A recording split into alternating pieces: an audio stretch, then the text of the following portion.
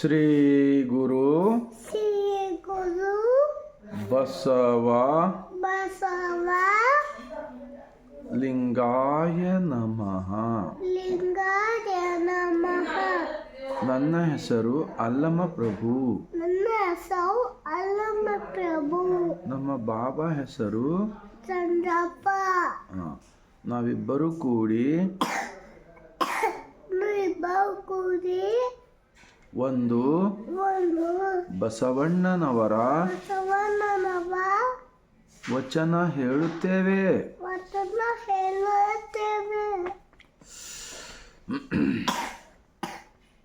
ಶ್ರೀ ವಿಭೂತಿ ಹೊಸದವರ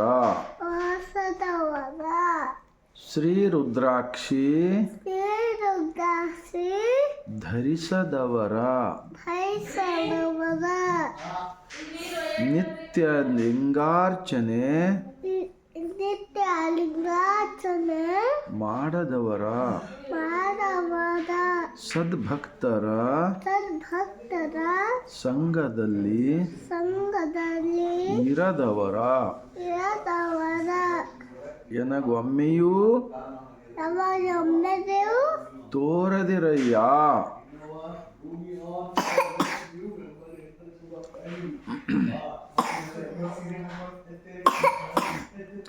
ತೋರದಿರಯ್ಯ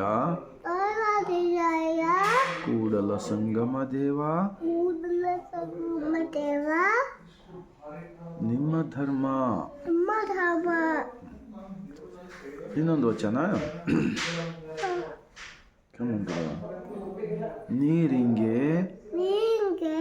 ನೈದಿಲೆ ಶೃಂಗಾರ ಸಮುದ್ರಕ್ಕೆ ತೆರೆಯೇ ಶೃಂಗಾರ. ಕೈ ಮ್ಯಾಕ್ ಮಾಡಿ. ಗಗನಕ್ಕೆ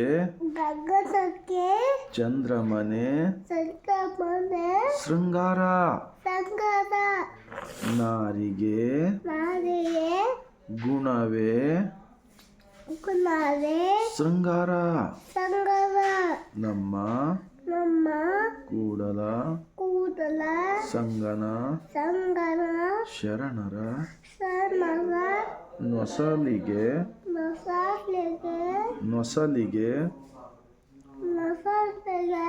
ವಿಭೂತಿನೇ ಶೃಂಗಾರ.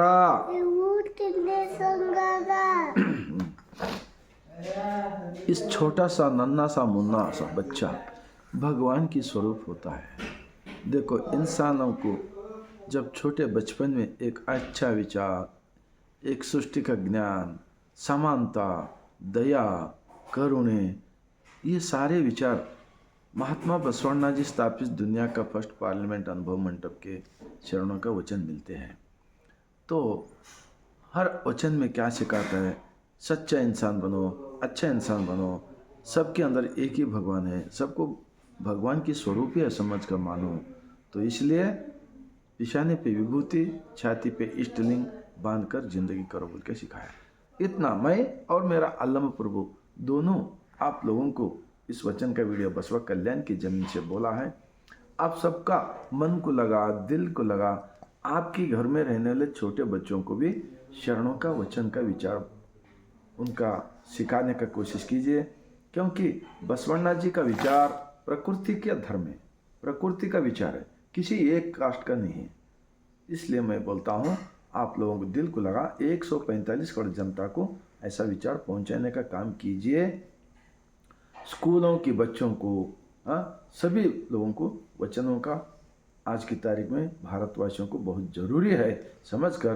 145 करोड़ जनता है बोलते हैं ना.